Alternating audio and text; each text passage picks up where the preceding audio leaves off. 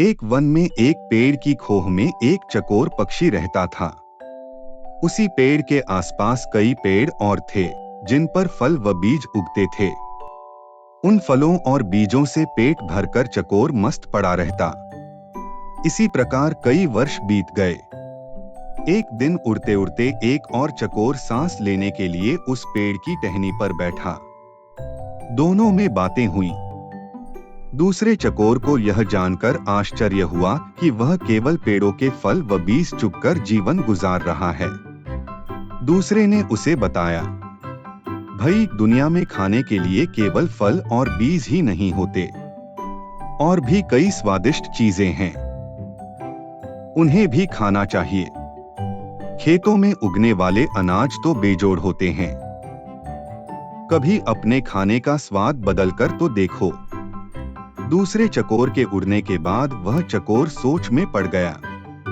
उसने फैसला किया कि कल ही वह दूर नजर आने वाले खेतों की ओर जाएगा और उस अनाज नाम की चीज का स्वाद चखकर देखेगा।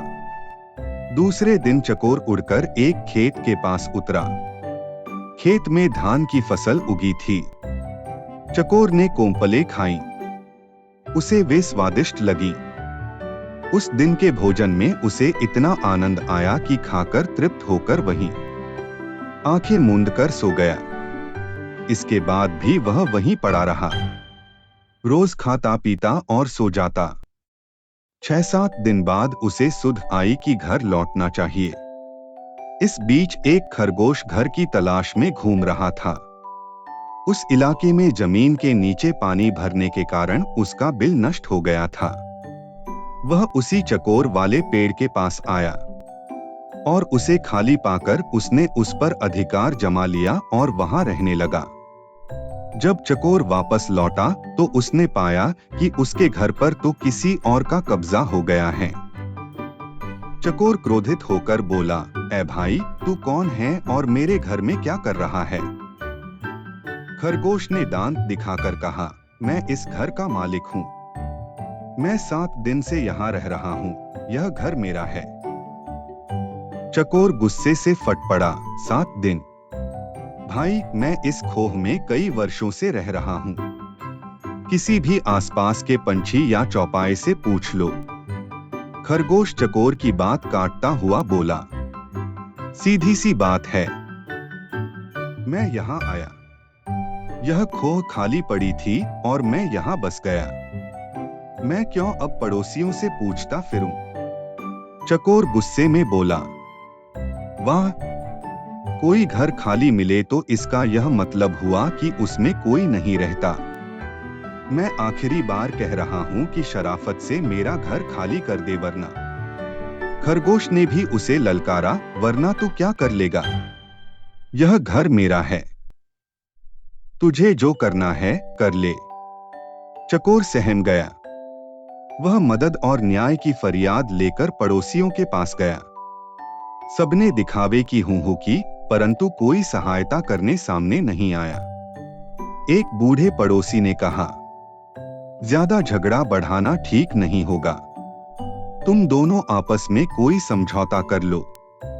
पर समझौते की कोई सूरत नजर नहीं आ रही थी, क्योंकि खरगोश किसी शर्त पर खोह छोड़ने को तैयार नहीं था। अंत में लोमड़ी ने उन्हें सलाह दी, तुम दोनों किसी ज्ञानी ध्यानी को पंच बनाकर अपने झगड़े का फैसला उससे करवा। दोनों को यह सुझाव पसंद आया। अब दोनों पंच की तलाश में इधर उधर घूमने लगे। इसी प्रकार घूमते घूमते वे दोनों एक दिन गंगा किनारे आ निकले। वहां उन्हें जप तप में मग्न एक बिल्ली नजर आई। बिल्ली के माथे पर तिलक था, गले में जनेऊ और हाथ में माला लिए मृगछाल पर बैठी वह पूरी तपस्विनी लग रही थी। उसे देखकर चकोर व खरगोश खुशी से उछल पड़े। उन्हें भला इससे अच्छा ज्ञानी ध्यानी कहाँ मिलेगा? खरगोश ने कहा, चकोर, क्यों न हम इससे अपने झगड़े का फैसला करवाएं? चकोर पर भी बिल्ली का अच्छा प्रभाव पड़ा था, पर वह जरा घबराया हुआ था। चकोर बोला, मुझे कोई आपत्ति नहीं है, पर हमें जरा सावधान रहना चाहिए। खरगोश पर तो बिल्ली का जादू चल गया था। उसने कहा, अरे नहीं, देखते नहीं हो, यह बिल्ली सांसारिक मोहमाया त्याग कर तपस्विनी बन गई हैं। सच्चाई तो यह थी कि बिल्ली उन जैसे मूर्ख जीवों को फांसने के लिए ही भक्ति का नाटक कर रही थी। फिर चकोर और खरगोश पर और प्रभाव डालने के लिए वह जोर जोर से मंत्र पढ़ने लगी। खरगोश और चकोर ने उसके निकट आकर हाथ जोड़कर जयकारा लगाया, बिल्ली माता को प्रणाम। बिल्ली ने मुस्कुराते हुए धीरे से अपनी आंखें खोली और आशीर्वाद दिया। आयुष्मान भव। तुम दोनों के चेहरों पर चिंता की लकीरें हैं। क्या कष्ट है तुम्हें बच्चों? चकोर ने विनती की, माता, हम दोनों के बीच एक झगड़ा है। हम चाहते हैं कि आप उसका फैसला करें। बिल्ली ने पलकें झपकाईं, हरे राम, तुम्हें झगड़ना नहीं चाहिए, प्रेम और शांति से रहो, उसने उपदेश दिया और बोली। खैर बताओ, तुम्हारा झगड़ा क्या है? चकोर ने मामला बताया।